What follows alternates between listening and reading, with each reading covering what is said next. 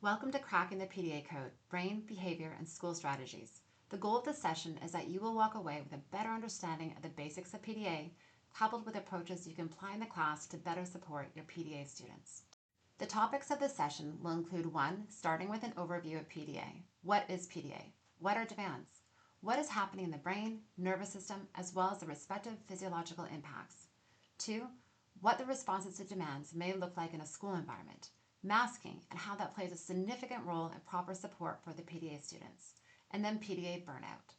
3. We will dive into how can we support at school, what strategies can we employ, as well what are the key differences to note in how we support an autistic child versus an autistic child with a PDA profile. 4. We will close with sharing answers to some popular questions as well as key resources to support you in working with PDA children. What is PDA? PDA stands for Pathological Demand Avoidance, although you may also hear the term pervasive drive for autonomy, which is becoming more common given the negative connotations associated with pathological. PDA is considered a profile of autism, and estimates are that 20% of people with autism have PDA. It is important to note the statistics provided in this presentation are sourced from the UK PDA Society data, given it has been much more widely recognized there for over several decades, whereas in contrast, in North America, awareness and understanding of PDA have only begun to gain significant attention over the past 10 years. Additionally, PDA is considered a nervous system disability, as the brain and nervous system respond to everyday demands with intense anxiety and stress. This neurological wiring makes avoidance a biological response, not simply defiance or behavioral choice. In its simplest form, it is subconscious avoidance of everyday demands. Subconscious meaning that the PDA is not intentionally avoiding demands. They are working from a different part of the brain where they are not actively thinking about it, and the default is to avoid. Understanding demands. To effectively support children with PDA, it is crucial to understand the type of demands they face. Now, this is just a snapshot for a child, but on average, we all face hundreds of demands daily. But as a neurotypical, these barely register for us. But for someone with PDA, each of these feel like a demand on their autonomy. Now, as you can see, demands are not just formal requests. They can be anything that requires the child to do something or respond in a certain way and come from all areas of life, including daily routines, school tasks, social expectations, rules and instructions, transitions to personal care. For children with PDA, these demands can feel threatening and overwhelming because their nervous system perceives them as a loss of autonomy. It is important to understand these demands, as this will allow us to reduce perceived pressure and create supportive environments. Now let's take a look at the brain. As to understand PDA better, it helps to look at how the brain functions, especially the different parts involved in thinking and survival. The brain can be thought of as having two key regions relevant to PDA: the thinking brain, frontal lobe, and the survival brain, the limbic system, including the amygdala. The thinking brain is the part of the brain responsible for higher level functions like planning, problem solving, decision making, and controlling emotions. It helps us think through situations calmly and make reasoned choices. When this part of the brain is active, a person can manage demands and regulate their responses effectively. The survival brain operates mostly subconsciously and is responsible for keeping us safe. It reacts quickly to perceived danger by triggering survival responses via our nervous system. It is designed to protect us from immediate threats by activating those automatic reactions. In children with PDA, the survival brain is regularly triggered not just by physical danger, but by demands. And this causes the child to respond with resistance, anxiety, or emotional and physical reactivity. Because the survival brain is so dominant in these moments, the thinking brain's ability to plan, problem solve, and regulate emotions is reduced. This explains why children with PDA may seem to shut down or react strongly even when there is no obvious physical threat. Our goal is to reduce triggers so the demands that activate the survival brain and support the child in feeling safe and in control, so that their thinking brain can engage more effectively. A great metaphor to better explain this is to think of the brain as a car with two drivers sharing the wheel. The thinking brain is like the calm, experienced driver who plans the route, follows traffic rules, and makes thoughtful decisions. The survival brain is like a nervous, reactive driver who is always on high alert for danger and ready to slam on the brakes or swerve to avoid perceived threats. When the survival driver takes over, the calm driver can't steer properly. The car might stop suddenly, speed up, or take sharp turns. In children with PDA, the survival driver often feels threatened by everyday demands, so they take control to protect the car. Nervous system. When that survival brain is triggered, it overrides the thinking brain and leads to the nervous system's survival responses. These responses are automatic and subconscious, as again, they were designed to protect us from perceived threats or danger. But in PDA, this is by the way of demands. There are 4 main survival responses, and this is what may occur when a PDA child is in one of these states. Freeze. The child may become immobile or shut down. They may become mute, stare blankly, zone out, or make unusual sounds like an animal grunting. This is their way of avoiding confrontation when overwhelmed, and it can look like withdrawal or disengagement. Flight. This involves physically removing themselves from the situation. Examples include eloping, which is running away, hiding, leaving the room. It is an attempt to escape the demand. Fight. The child stays in place and resists the demand. This can be verbal, arguing, shouting, physical, pushing, hitting, throwing things, or through straight defiance, saying no or refusing. It is a direct attempt to regain control. Fawn. This is less commonly discussed, but equally important. The child adapts their behavior to fit in and avoid being targeted. It can look like masking or people-pleasing. It is a survival strategy to reduce the demand by placating others. It is important that we recognize these responses for what they are, survival responses, and not behavioral issues, as this will help us respond with empathy and allow us to adjust our approach accordingly. Physiological responses. Now let's take a look at how the child's body is responding. As when a child with PDA is acting out their survival responses, you see the external behavior, but they are also having internal body experiences. Their body is reacting automatically before the child has a chance to think logically, as again, they are in the survival brain. So here are some common physiological signs that indicate a child is experiencing stress or anxiety related to the demands. Increased heart rate. You may notice a child's pulse is rapid, or they say their heart feels like it's racing. Shaking or tremors. Child may get on the floor and almost look like they are convulsing. Dizziness or lightheadedness. Stomach aches, nausea, muscle tension and general rigidity, fidgeting, tapping, rocking, repetitive motions, shortness of breath, sweaty, clammy hands. If you've had a panic attack, you can probably relate to several of these symptoms. But if you're not, a good analogy I find helps to put this into perspective is imagine the following. You're walking home late at night. It's dark and the street lights are dim. Suddenly, you hear footsteps behind you, quick and getting closer. Instantly, your heart rate pounds and races faster. Your muscles tense out. Your breathing becomes shallow and rapid, almost like you're gasping for air. Your hands get sweaty and clammy. Even if you tell yourself you're safe, your body is convinced there's danger and is preparing to react.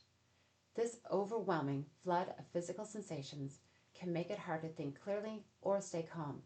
It's your body's survival alarm in full force. This is what these children can feel with the simplest demand, such as do your homework, stand in line, use the washroom. It is so important that we see these signs, or the child tells us that we pause, empathize, and reduce demands, and also apply the strategies we'll learn about further in the session. There are 2 ways PDA children may respond to demands in a school setting. The first is exhibiting some of the reactions I shared earlier when we spoke of fight, flight, fawn, or freeze. But some additional ones to be aware of are as follows. Crying. Tears and emotional upset are common. Yelling or raising their voice. Withdrawal. The child may physically remove themselves by sitting away from the group or hiding. Mood swings. They will quickly shift from calm to extremely upset. 0 directly to 100. Task avoidance. Wandering, procrastinating, or distracting themselves to avoid the task. Negotiation. Changing instructions or bargaining to gain some control. And sensory overload. Behaviors like covering ears, pacing, or flapping hands. This is the second response you may see. Nothing. Child looks perfectly fine, may be smiling, seems to interact okay with their peers, and is actively participating. And that lies in why this disability can be so difficult to support, as you cannot always see it. PDAers are known for being extremely high masking. Now, if you are not familiar with masking, the PDAer will hide or suppress and will appear just fine. So masking is like putting on a costume or acting in a play. The child works really hard to look calm, capable, and appear typical. They will comply despite that inside they may be anxious, stressed, and overwhelmed. So to put into context at school, these students can potentially be in this forced state for up to 6 hours a day. So you will not see the impact, but the family will, and you will probably hear from the parents that they have a very different child at home. As once they are in their safe zone, which is often the home, the impact of the day will come out in full force, meaning that many of the symptoms I mentioned earlier the family will see: anger, screaming, crying, mute, inability to do anything like brush teeth, homework, use the washroom. They may throw things and sometimes get physically violent. So, what we really need to understand is that the absence of outward expression at school does not mean there is not a real struggle. You just don't see it. Now, there is a caveat, as if they hit burnout, some of these symptoms may become visible, which we will talk about further along in the session. School statistics. Now, just some quick numbers so you can better understand more about the impacts of PDA at school. These results are from a UK study conducted by Steer Education, which included responses from 15,000 students. As mentioned, masking is very common, and from the first table you will see the findings showed that girls, on average, masked 80% of the time, demonstrating a significant tendency to conceal distress or anxiety. Boys also displayed a high level of masking, averaging 56%, indicating that while the behavior is more pronounced in girls, it is still a widespread coping strategy. The second table highlights for those that attend school the level of difficulty in regular attendance, with over half of these children reporting a struggle to attend on a regular basis. Burnout defined. Burnout in PDA is a state of intense physical, mental, and emotional exhaustion. It happens when the nervous system has been on high alert for a prolonged period.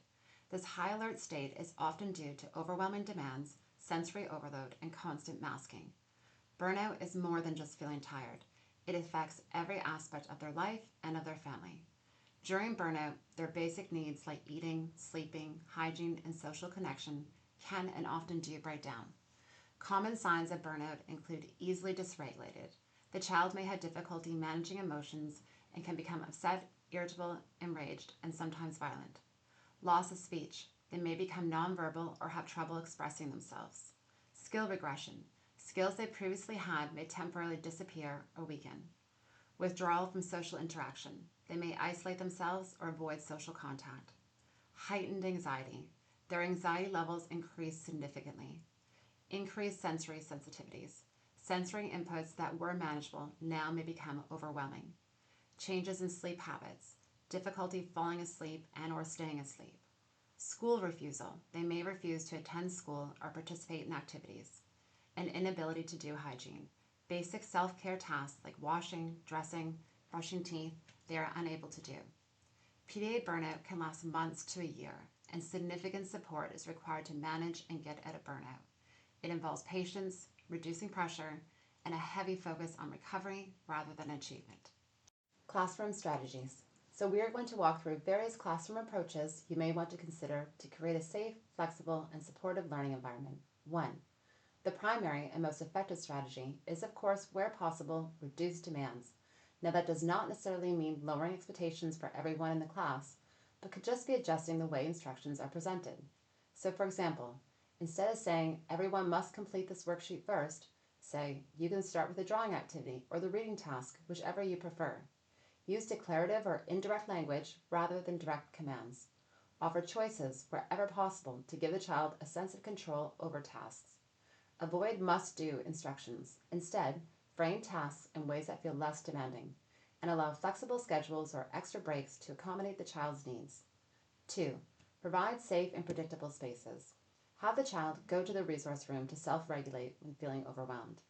Maintain consistent routines to provide a sense of security, but build in flexible choices to allow the child some control. 3. Collaborative planning. Work closely with parents, specialists, and potentially the child, depending on their age, to co-create strategies that work for everyone. Use tools like communication notebooks to share information and maintain consistency between home and school. 4. Encourage autonomy. Let the child decide the order in which they complete the tasks, where they work, or how they approach the activities. Provide low-pressure, side-door participation options, such as writing instead of speaking. Autonomy helps reduce the feeling of being controlled, which is key for children with PDA. 5. Support scaffold learning. Break tasks into smaller, manageable steps and provide one instruction at a time. Focus on positive reinforcement and guidance rather than correction. Scaffolding helps the child build confidence and reduce overwhelm. 6. Peer and social support. Pair the child with a calm, empathetic peer who can support transitions and engagement. This relationship can help reduce their anxiety and promote inclusion. Encourage social support without forcing interactions. These strategies are about creating an environment where the child feels safe, understood, and empowered. Flexibility, empathy, and collaboration are key to helping children with PDA thrive in the classroom. Remember, what works for one child may not work for another, so ongoing observation and adjustment are essential. Autistic and PDA support nuances. It's vital to understand there are differences in how we approach supporting autistic children versus autistic children with the PDA profile. It does require more flexibility, collaboration, and anxiety management than standard autism strategies, with the ultimate goal to reduce perceived demands while at the same time supporting learning and their emotional regulation. It is also important to note that before we start covering these nuances, these are the majority of cases, and recognize there are always exceptions. 1. Approach to demands. We are taught that for autistic children, they respond well to clear, direct instructions and step-by-step guidance.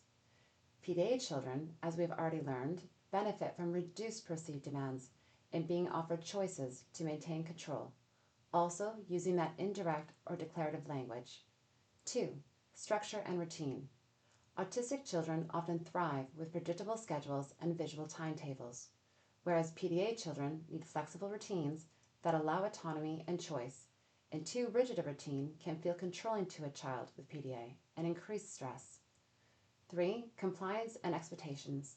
Autistic children often respond well to clear, structured expectations. PDA children may require negotiation, distraction, or even humor to engage. Compliance in PDA is often about maintaining control rather than simply following rules. And 4. Breaks. Autistic children benefit from scheduled, short breaks, 5 to 10 minutes. PDA children need child-led, longer breaks, 10 to 20 minutes. So in summary, the key difference is that the majority of autistic children often find comfort in structure and predictability, while children with PDA need control and choice to feel safe. Recognizing these nuances helps avoid frustration and supports positive outcomes. That said, most importantly, you need to observe and listen to the individual's child's needs, as there is always variation within both groups. Popular questions. There's a lot of curiosity about PDA. These are the top questions we see. 1. What is the difference between pathological demand avoidance and oppositional defiant disorder, or ODD? PDA is a profile on the autism spectrum, where a person subconsciously, intensely avoids everyday demands and expectations, whereas ODD is a behavioral disorder, characterized by a pattern of defiant, hostile, or argumentative behavior, generally towards authority figures, and typically without the underlying anxiety or sensory social challenges seen in PDA. 2. Should all demand avoidance be considered PDA? No. Pathological demand avoidance is extreme and pervades all aspects of a person's life. Another distinction is they avoid not only unpleasant tasks, but activities they enjoy, and also sometimes things their body requires. So with PDA, the child may really want to go to the birthday party. The desire and want is there, but the PDA makes it impossible. And when we say avoiding what their body wants, this can mean going to the washroom or eating. Their body is telling them, but their brain is stopping them. 3. Is PDA really different from autism, or just autism with anxiety? PDA is a profile within the autism spectrum. While anxiety is central, PDA involves extreme demand avoidance, social strategies like bonding, and an intense need for autonomy that goes beyond typical anxiety. These traits override skills, desires, or reasoning, making support approaches different from other autistic profiles. 4. If they avoid demands, how will they ever cope with real life? With the right supports, as we have shared in previous slides, the PDAers do build coping tools. Reducing pressure helps them feel safe, which in turn makes them more able to engage and learn real life skills. 5. If they can do something sometimes, why can't they do it all the time? Ability does not equal availability.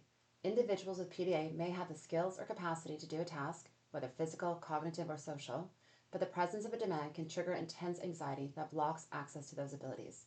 This is not a matter of choice. It is a neurological drive to resist perceived demands that can temporarily arrive at what they can do. 6. What is the difference between a PDA meltdown and a tantrum?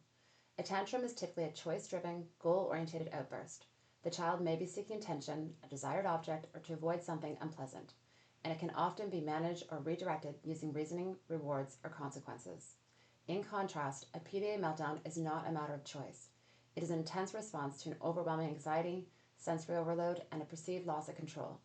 At this point, the child's nervous system is in high alert, and their brain cannot access regulation strategies or logical reasoning. Attempts to reason, reward, or punish during a PDA meltdown usually fail and often worsen the distress. These meltdowns are the body and brain's way of coping with extreme stress, signaling that support, reassurance, and a reduction of demands are urgently needed. 7. Doesn't reducing demands mean they'll never build resilience? Actually, the opposite is true. When we meet individuals with PDA where they are, by reducing overwhelming demands and creating a sense of safety, we lower their stress and anxiety levels. This safety is essential because high stress blocks learning, problem solving, and emotional regulation. Over time, in an environment where they feel supported rather than pressured, they can start to practice skills at their own pace, experiment with coping strategies, and gradually develop confidence. 8. Do PDA kids ever grow out of it? PDA is considered a lifelong profile within the autism spectrum. It is not something that children simply outgrow. However, with the right strategies, supportive environments, and understanding from caregivers, educators, and peers, individuals with PDA can learn to adapt, manage their anxiety, and develop coping mechanisms. Educational support resources. Supporting children with PDA effectively requires ongoing learning and access to quality materials. Below is a list of resources which has received great reviews from both parents and educators alike. This will be provided along with a copy of the presentation in the handouts. Books and guides. Declarative Language and Co-Regulation Handbook by Linda K. Murphy offers practical communication strategies and techniques which are especially helpful for children with PDA. The Explosive Child and Lost at School by Ross W. Green focuses on collaborative problem-solving approaches that can reduce conflict and support children who struggle with demands. The Teacher's Introduction to Pathological Demand Avoidance by Claire Truman is tailored for educators to understand PDA and implement effective classroom strategies. Websites. PDA Society UK and PDA North America provide lots of resources, including training material, webinars, and recorded sessions for teachers on strategies and case studies. Reframing Autism focuses on alternative perspectives and strategies for both autism and PDA. Social media. These are trusted voices in the PDA community who share accessible, practical insights and often speak from both professional and lived experience. On YouTube, you'll find channels like Ruth Fiddler and the PDA Society, which offer excellent overviews and real-life examples. Casey Elridge and Chrissy Forbes, who support parent and educators in understanding PDA through a compassionate, relationship-based approach that focuses on reducing anxiety and building connection rather than control. Sally Catt and Dr. Naomi Fisher share relatable perspectives and research-informed discussions. On Facebook, there are several supportive spaces like the Pathological Demand Avoidance Support Group and Canadian PDA, where members share real-life experiences, allowing you to gain an understanding of what is really happening for these children, and in particular, those who mask. Also on Instagram, you can follow these educators and therapists who post helpful visuals, tips, and reflections on supporting neurodivergent children. All of these resources are a great way for you to stay connected, learn continuously, and see how others apply PDA-informed approaches in real-world settings. Again, these will be available post-session in one of the handouts. Thank you for taking the time to learn more about PDA and how it can impact the children you work with. Your role as educators is extremely powerful, and by creating predictable, flexible, and supportive environments, you give these students a chance to feel safe enough to learn, grow, and connect. Thank you for listening and for the care and effort you put into supporting every student.